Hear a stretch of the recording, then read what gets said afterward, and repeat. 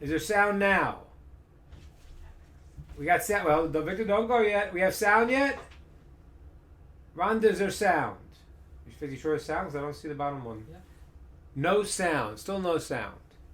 Let me try to. Hold on a second. Yes, there's sound. Cool.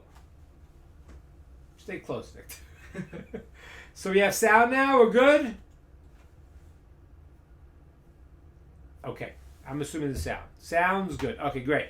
All right, guys. Hi, everybody. And those who... Thanks, Victor. You're welcome, Rabbi. Bye, Good luck. Victor. Thanks. And those who will join us soon. Tonight, what we're going to do is we're going to learn about the Torah portion. The weekly Torah portion this week is Shlach. We can hear now. Very good. Okay. We're going to learn about the weekly Torah portion. I just decided to go in that direction. I love learning about the Parsha. And so we're gonna do that this week. And if the other people have questions about this or other things, we can answer those also. But I want to focus on this week's Torah portion. Now, what is this week's Torah portion? That sounds like an easy question. It's really not, because in the land of Israel, they are in a different weekly portion because of the way it worked out with the holidays. So they are actually 1 week ahead of us. We are in the parsha of Shlach. And it's interesting to say that it's different than the land of Israel, because this week's Torah portion is sending the spies into the land of Israel. And this week's Torah portion really is a very dramatic moment in Jewish history. There are two main sins that happen in the desert. We talk about 10, but there are two main ones. And they really sort of present a problem that lasts for generations. Okay, the sin of the golden calf and the sin of the spies. In a certain sense, they actually represent the first destruction of the first temple, because in the first temple time, the people were acting negatively in numerous ways, including idolatry, and the sin of the golden calf was the sin of idolatry. The second temple was destroyed because of bad speech, lashon hara. People not getting along properly and using their mouths to speak in a way that they shouldn't, which causes tremendous mess in the world. It's so funny. Anyone who's a typical American and grows up in a society, so you read newspapers, you have gossip columns, you have all these things, and it seems to be that you can say what you want to say. Oh, okay, maybe it is libel, maybe it's not true. Okay, we think it's true. There are versions of the truth. In Jewish law, you can't say something bad even if it's true. So it's a very different mindset. And the mindset of the world of speaking and bad-mouthing and saying all these things at people it's a very, very bad thing. And the sin of the spies is connected with the destruction of the second temple, which fell because of false, bad speech. Now, what did the spies speak badly about? They actually spoke badly about the land of Israel. Okay, as they were speaking badly of the land of Israel, they said some more things.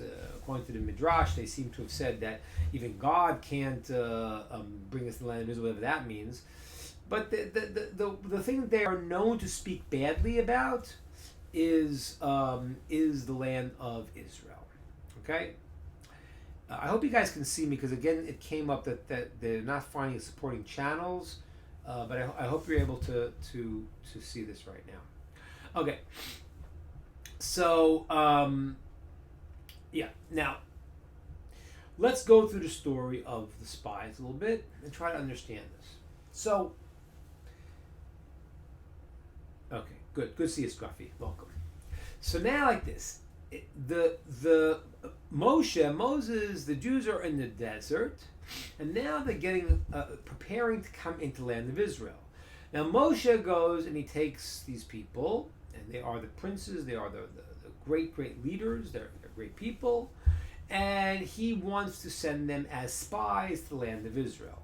Now the question is, for what purpose? That's a big discussion, because some opinions say, well, you have to do it in the natural way, you have to see where to attack. Some people say, no, it wasn't that. You have to really, they have to come back and get the people excited about the land of Israel. But whatever Moshe's rationale is, he decides to send these spies. Now, did God tell him to send the spies? And the answer is no.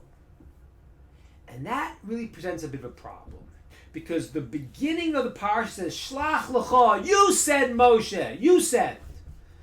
And the famous Rashi teaches us, the famous commentator of the Rashi tells us that what God was saying to Moshe was, you want to send, send. I didn't tell you to send. I didn't command you to send.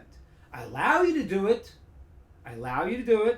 But it could be I'm opening up a very bad situation here. It could be that now I know if I let you do this, then it could lead to the problems that I was going to lead to. Okay, fine. So why did Moshe do it? Okay, so the commentaries bring down, the one explanation was, the people said, let's send spies, and Moshe said, if I say to them no, then they'll say, oh, what's wrong with the land? So if I say yes, maybe then they'll say, well, we don't need to. Hard to understand what Moshe's rationale is to send the spies when God didn't command him. And I want to explain that a little bit, because the Talmud says that everything Moshe did only what God told him. Only 3 things that Moshe did on his own. Only 3 things. And those 3 things were they were radical things, it's true. There were things like he broke the tablets. That was one of the big ones, right? He did some, but in the 3 things he did on his own, God agreed with him. But you have to understand what that means. That means that Moshe's whole life, there is nothing that he does because I think it's right. 3 exceptions in his entire time as the leader, Moshe. This one is a little different because it kind of is like he is doing it and it's kind of not.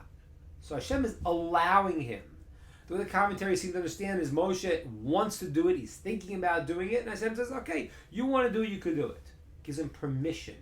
But I mean, that would seem to that should light off if you're Moshe, that should set off some lights in your head saying, may I better not do this, because why didn't God command me? Why is he saying, yeah, you want to do it? Imagine a parent saying that to a kid. Listen, not my idea. You want to do it? Go ahead. Usually doesn't end up too well. So question 1 is why Moshe actually sent the spies if God didn't initiate the command and told him to him in this way that you could do it. So why did he actually do it? It's still not Moshe-like. That's one thing I want to understand. Second thing I want to understand is I want to understand how the spies did what they did. What did they do? They came into the land of Israel. It says they gathered the fruits, right? The famous picture you have on some of the wine bottles in the land of Israel. The spies carrying back the fruit, and the fruit was abnormal in those days. True, still in the land of Israel, by the way, the fruit is very different. The fruit in Israel tastes really good, and it's bigger than I see in most places. But back in the time, biblical times, the fruit was gigantic. So they had this strange fruit. They brought the fruit back. Apparently, they ate from the fruit, it seems. So there's a lot of emphasis on the fruit of the land of Israel. The spies go in and they observe what's happening in the land of Israel. They come back and they said, yeah, the land is really good, but it's not going to help us because too powerful people in there. And then they say something that's very bad. They say the land of Israel swallows up its inhabitants. It eats up its people that live there. Now, why they see that, why they say that, and where they get that from. So it says that when the spies came to the land of Israel and they were looking around, so God wanted to make the situation they wouldn't be noticed. So he caused that there were deaths of the Canaanite people, and they were busy burying their dead, dealing with their dead, and they weren't paying attention to these people that were going around that didn't belong. So it was for the good of the Jewish people, but the spies were unable to see that. And they spoke badly of the land of Israel. They said, no, we can't go in the land of Israel. We can't live there. We can't make it there. It's not a good place for us. I mean, it's a nice land, okay, but you'll never get in there. And as a matter of fact, the land is so intense. Look at this giant fruit. It swallows up its inhabitants. We can't make it there. Why did the spies do that? Right, Don? Good evening. Good to see you, Don. Talk about the spies tonight. Why'd they do that? And you have to understand, these were the greatest and the holiest people. Moshe handpicked them.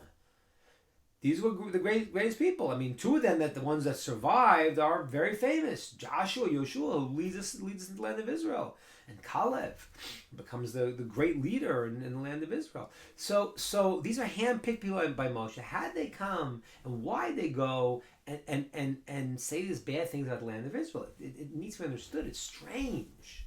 Okay, it's my second question. Okay, now also I want to talk a little bit about the thing about the fruit before. I said they talk a lot about the fruit, and they got the fruit, they ate the fruit, and what's this whole thing with fruit? Okay, that's my third discussion. And the last thing I want to kind of bring up is that, was sending the spies a good thing or a bad thing? Well, being the fact that it didn't work and it really blew up in our faces, and when the spies came back, and they said, no, we can't get in the land of Israel. It's too hard. It's too intense. It swallows up its inhabitants. And people cried and said, what? Why, God, why did you bring us into the land? When that happened, so we ended up spending 40 years in the desert. And that whole generation that left Egypt died in the desert. So you would think that the spies is not a good idea, and we should kind of not continue with this path. However, 40 years later, when Joshua is going to go into the land of Israel, he also sends spies. Okay, he sends trusted spies. He sends Caleb and Pinchas. I understand.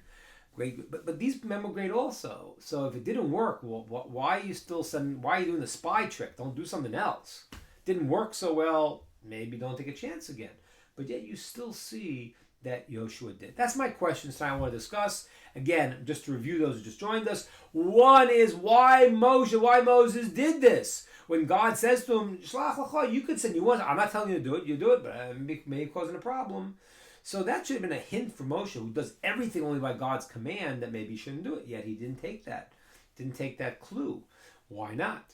Second thing we want to talk about is why the spies did it. Third thing is what's the thing with the fruit, and they took the fruit and they ate the fruit. What's the whole thing? And the fourth thing is if spies were a problem, why did Joshua continue with that path? That's my questions. Okay, let's see what we got so far. Don, they were afraid, didn't want to spend another 40 years in the desert, couldn't find a Costco. I don't think it's the Costco is the issue. However, yes, they did not have Costco in the desert, and they didn't even need one. Okay. Good. Any other thoughts that anyone would like to share before we delve into understanding this very, very deep topic? Yeah? Anyone? All right. If you have an idea, please feel free to share it, and we'll take it from there. So now, I want to explain what happened in the desert. I'm going to say it based on the great sage of Tzadok Cohen, to explain what happened, what really transpired. But to understand, you have to understand on first a view of the world. In our thought processes, there are different parts of our thinking. Okay, there's something called chokhmah, which is axiomatic information, knowledge, things you learn from your teacher, things that you know. Things that you've accepted, you've heard, that they're logical in your head. Things that are axiomatic ideas that you have received that you know to be true. That really doesn't require you to do anything other than get the information. Excuse me, I forgot to turn off my phone.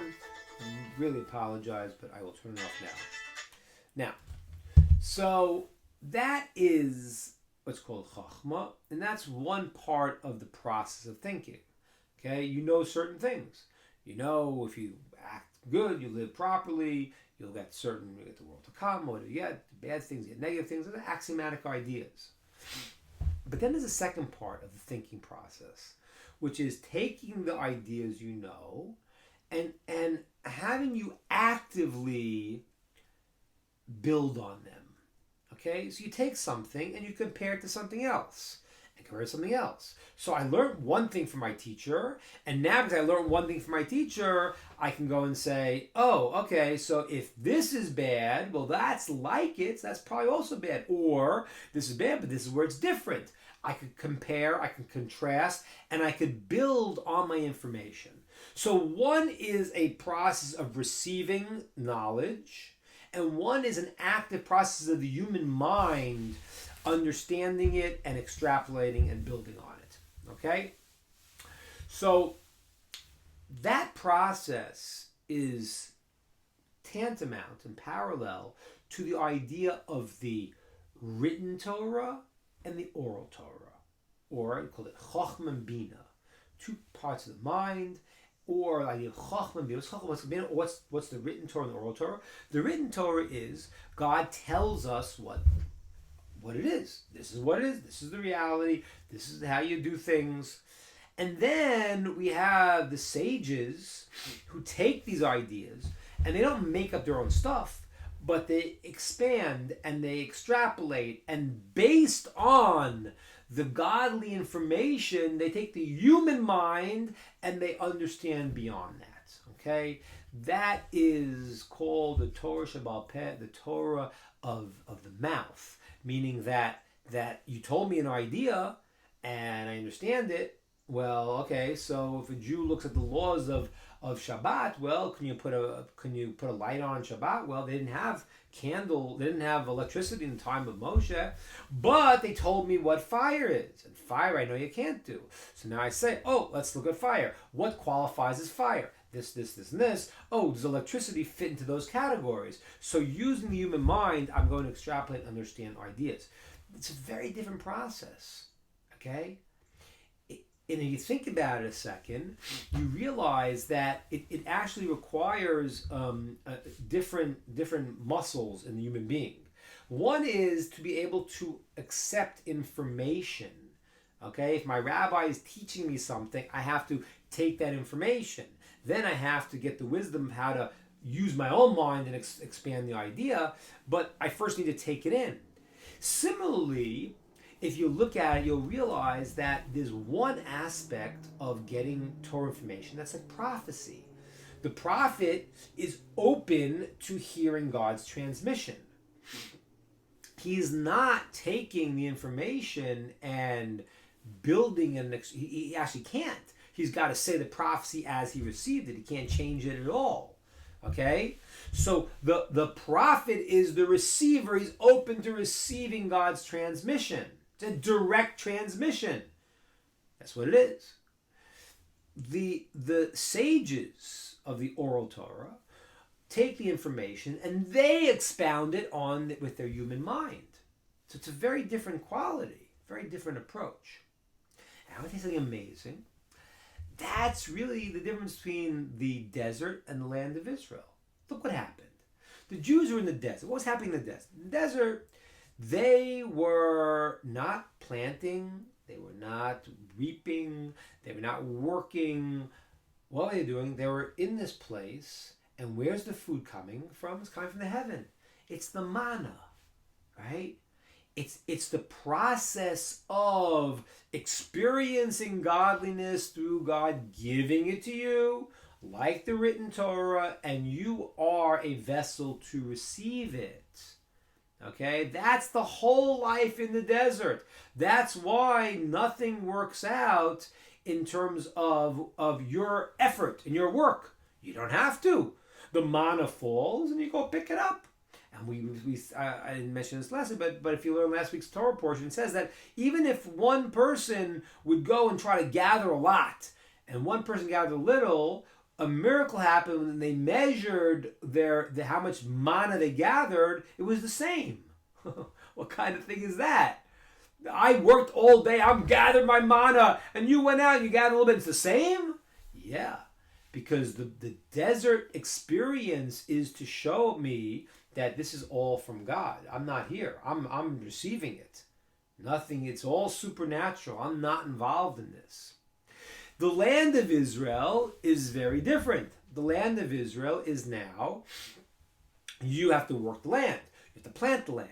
You have to take the wisdom and you have to build it. It requires the human effort that is going to bring it out. So I want to ask you a question, everybody. Which one do you think is better? Which one do you think is better? The one where you get the whole kit and caboodle, you get the whole thing directly, God, transmission, the manna, or the land of Israel, where you work for your sustenance, and which one's better? Well, of course, the answer is different. The one's better. You need them both. But one is called like the tree, and one's called the fruit. The fruit of your labor is when you go and you take the information and now you build it out. That's called the outgrowth, the fruit of the tree. Okay? So the generation that came out of Egypt was relevant to the first approach. It was the approach of it's all coming from God, and going into Israel is going to be a different story. All right? Now, right? No better shade? That's right.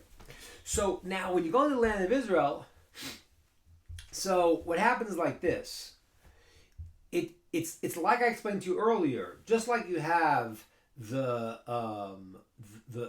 ideas, the information I may have received from God, the written Torah, the prophecy. When I take that and I build it, there's two things that can happen. One good and one bad. When a person uses their mind and they understand something, if they understand how it's really rooted in the source, that's called Chochmas HaTorah. That's called the wisdom of Torah. Okay? When a person works and does it and doesn't understand where it comes from, that's called Chochmas Chitzonos, external wisdom. It doesn't trace back into the root of where it came from, which it really is. Because if God tells you information, when you as human beings extrapolate it, it's very nice, but it really was inside of that kernel from the very beginning. So when you came into the land of Israel, the greatness of the land of Israel, what is the greatness of the land of Israel? This is very important to understand. Every land of Israel is beautiful, it's amazing, it's fantastic, but the greatness that we refer to is that it's Eretz, land, Yisrael, Yashar, straight to Kel, straight to Hashem. Yisrael, Yashar, straight to God. The land of Israel, the part of it that is the beauty of it that leads to all the other external beauty is that it's a land that you can trace back and see that it comes from God. So that's why it says in the land of Israel, things happen sometimes much quicker. If someone steps out of line, they may see the results much, much quicker. Because if you're in the king's palace and you do something that's not good, the king says, whoa, you're in my palace. If you're out someplace in the middle of nowhere, okay, you're not here. But in the land of Israel, it's clearer. And that's because it's Eretz Yisrael. It's the land that gives you straight clarity to see the source. So when the Jews are going to go into the land of Israel, the trick is going to be is that they have to work the land and they have to make their effort, but it's going to have to be connected back to its source. And then that's the quality of the land of Israel. Okay, now let's start to understand a second. So Moshe and his whole generation, called the Dor Deah, the door of the mind, okay, they were the people who were open to receive God's Torah, the written Torah, so to speak. All Torah was there, but their greatness was not the quality of their extrapolation or expansion of going to the physical. Their greatness was to receive it, to be open to receive it, like the manna. Now we come to transition point. It's the point where they have to now make that transition and go from that world to the world of their own work, their own labor, their own mind, the human being getting involved. And as you could obviously realize, we said a minute ago, that's a danger. Because it's very easy that when you start planting and you start growing it, that you say, it's not from God, it's from me, because that's the only way to get it. If you don't work, it's not going to happen. But yet, the trick is that when you work, you need that lifeline to see Yisrael, it comes from God, even though you're making the effort. And that's a very, very hard transition. That is the moment we're up to. That's why Moshe does something very strange, as we asked. He goes and he sends the spies, even though God gives him a clue. I'm not telling you to do this. Well, if you got that clue, I got the clue. So if Moshe got that clue, you'd say, well, I'm going to stay away. Why does Moshe not stay away? Because he understands that's exactly his job right now. The job of those that will be part of the land of Israel is the initiative to go do it on your own. And therefore Moshe takes it. He takes that. He wants to be the one to lead them into that process. And therefore he says, okay, I understand, God, you're not commanding me. It's like saying, wink, wink, I'm not commanding you. If you want, oh yeah, I want to make the initiative. I want to be the one to send them because I want to be the one to bring them into the land and let the other process happen of the human effort and still see what its root is.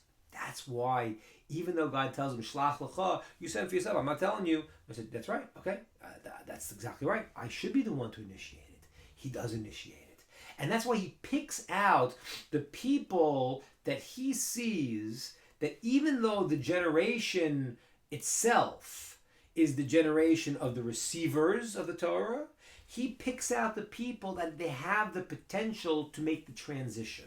These spies were the potential transition point. And as you see, Joshua was the one who led them. And it says what? It says that Moshe's face is like the sun and Joshua's face is like the moon.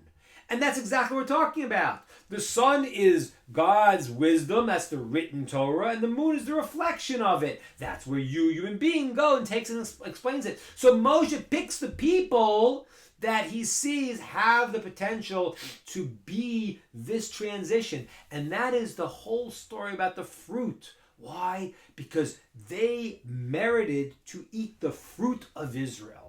Okay, very nice. I can orange as much as the next person. What does that do for me? No, the answer is that the fruit, as we said before, represents you have the tree, and then the product of it is when you take it and it comes to its fruition. That's the human being taking the wisdom and expanding it.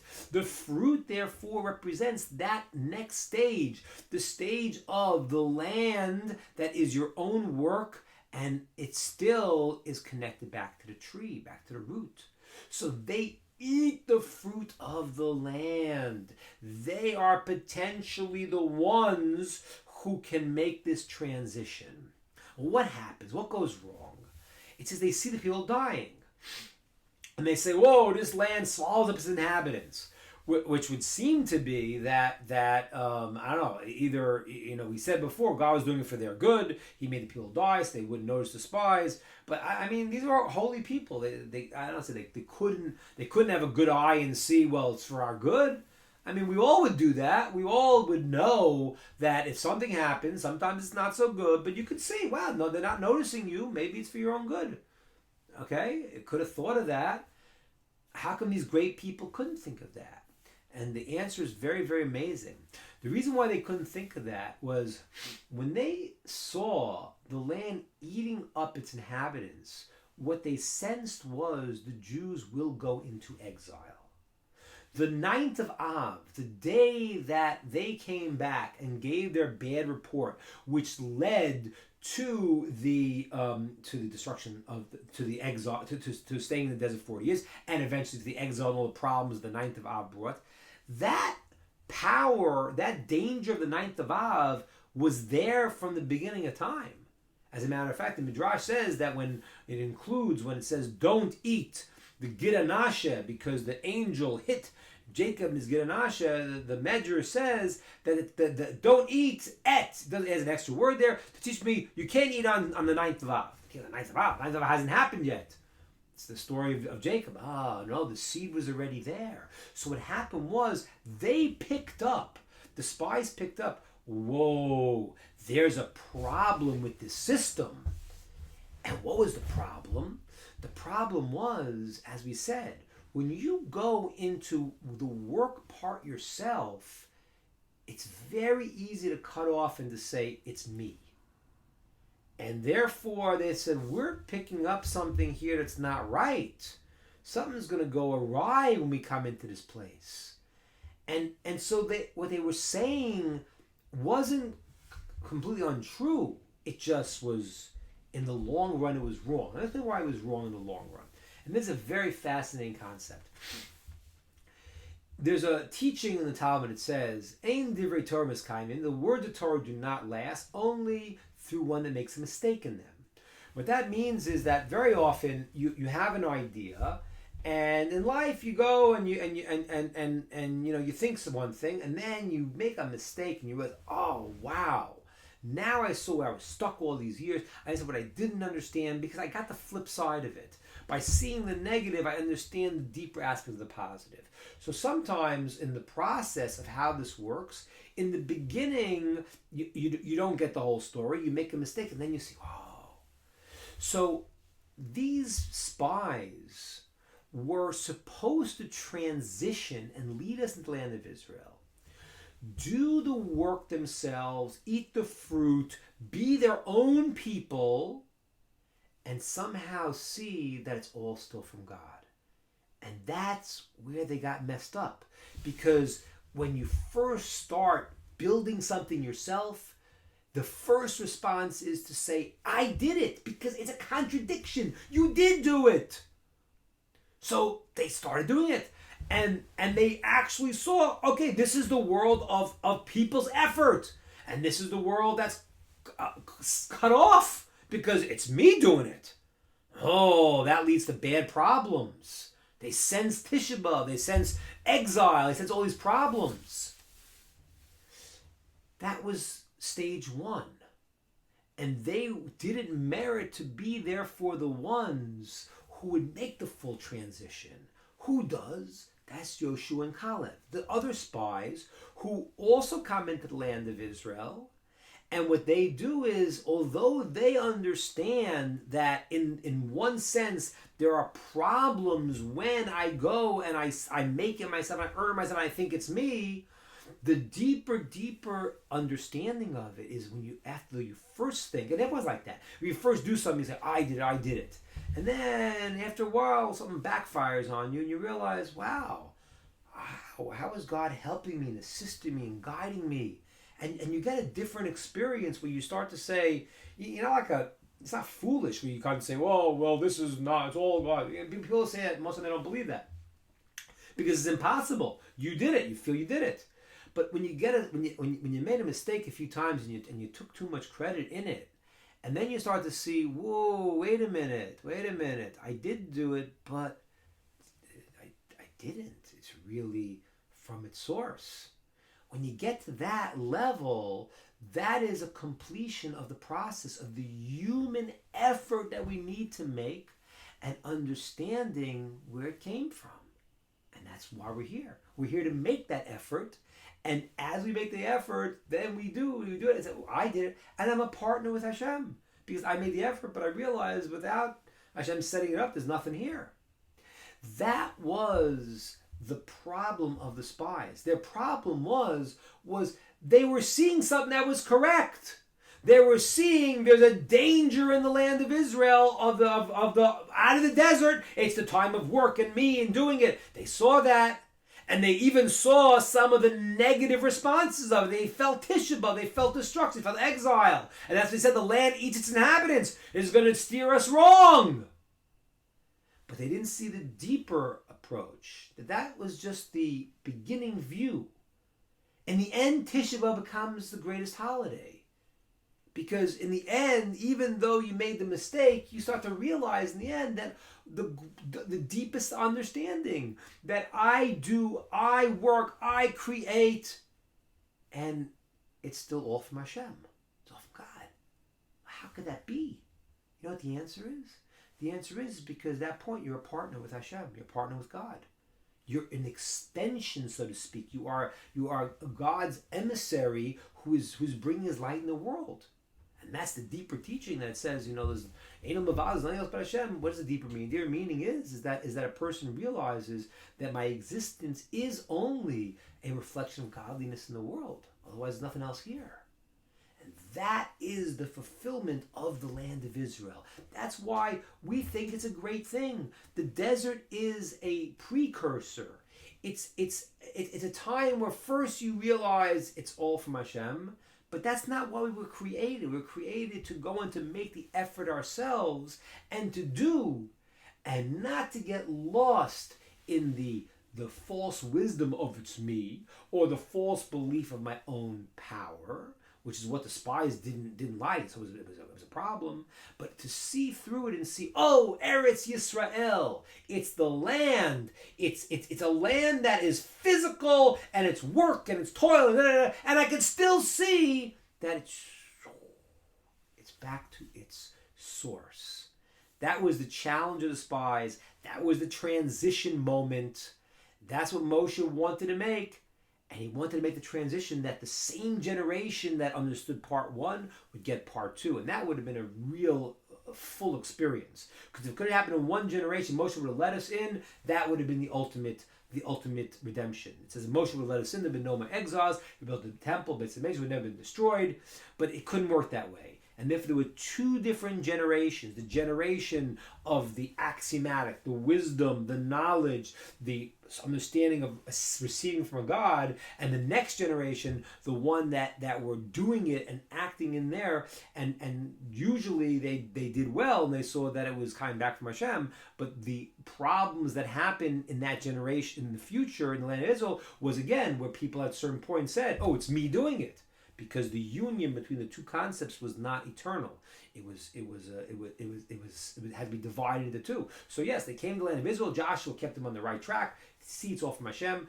But after a while, it's as it says in the verse in Devarim, the verse in Deuteronomy, it says the person then became powerful and said, "My hands did this. I did it myself." And that's the cutoff point where the person makes the effort, but they separate from the source. And at that point, they're living in the land of illusion, which was the land of the spies, but not for Joshua and Caleb. Okay, everyone, that's my idea. And let's see who we got over here. Any questions? Now, okay, so that was my what I wanted to share with you. And let's hear what question we got. Paul, good to see you, Paul. I'm glad you're here. Okay, going to a world, I like that. What are the penalties for idolatry under Noahide laws? Well, the penalty for idolatry is the death penalty. Now, again, we don't bring this out ourselves. We don't have a Sanhedrin, a court that does that. Even in the time of the Sanhedrin, the great court, they stopped judging capital cases 40 years before the temple was destroyed. And Hashem judges the people as, the way that He judges them, meaning that the penalties are not changed, just Hashem moves it as He moves it, and it's not up to the court anymore to go and to do it. But yes, it would be a death penalty, idolatry. And then you have to ask the question, what is idolatry? But yes, it would be a death penalty. Very good. So what else we got here? Join late. Yeah, please watch the recording. We've talked about some very deep ideas, but now we're going to take some questions for those who have.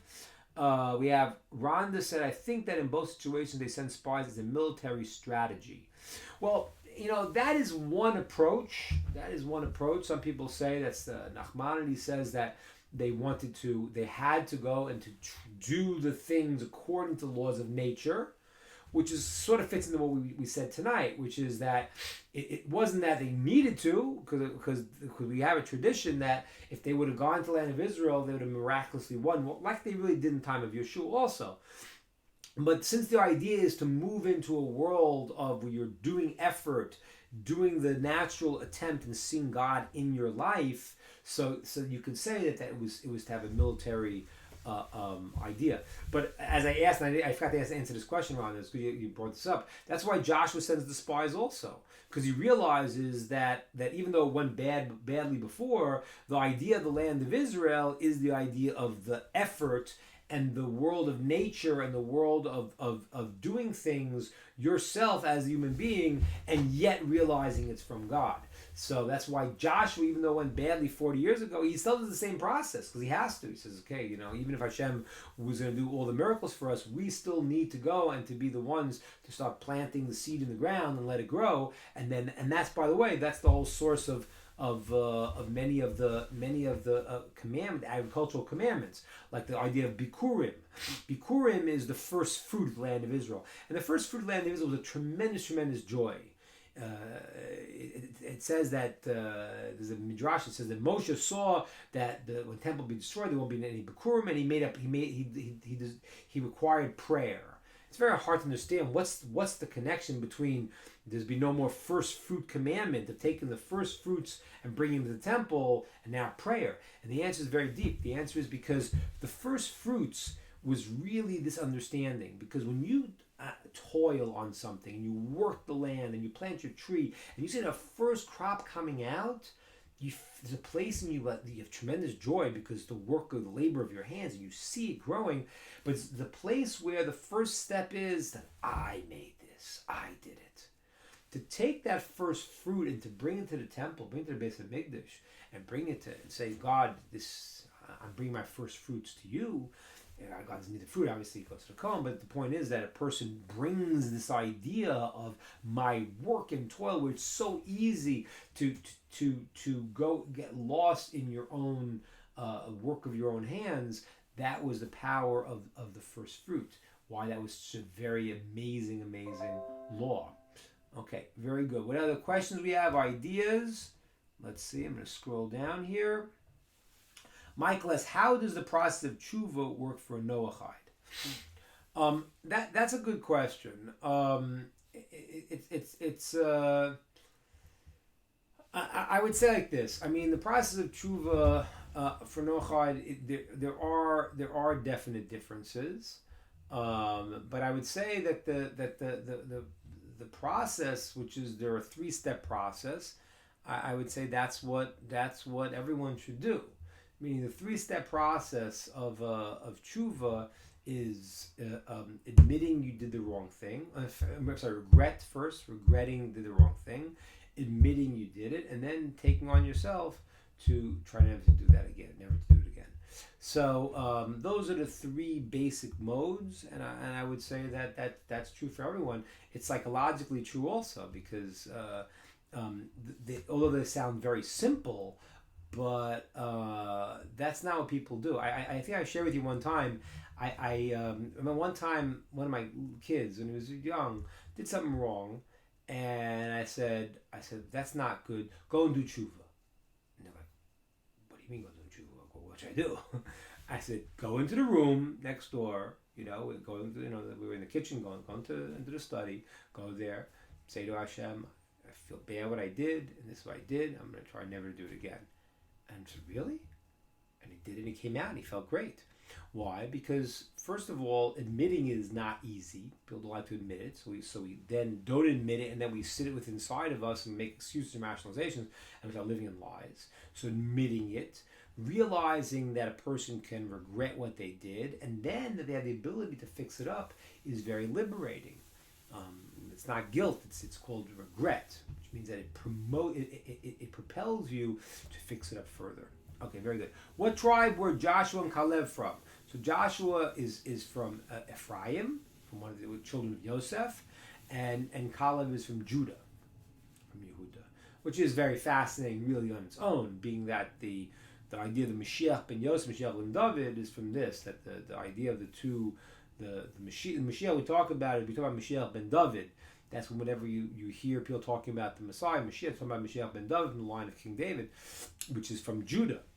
But there is a precursor that right before the Mashiach comes, there are wars and there are battles, there are fought, and there's a leader of the Jewish people that fights these wars and battles, and he is from the tribe of Yosef, and he's called Mashiach ben Yosef. So it's actually fascinating that the 2 spies that made it are from the tribe of Yosef, and Ephraim is one of the 2 sons of Yosef, from Yosef and from Yehuda.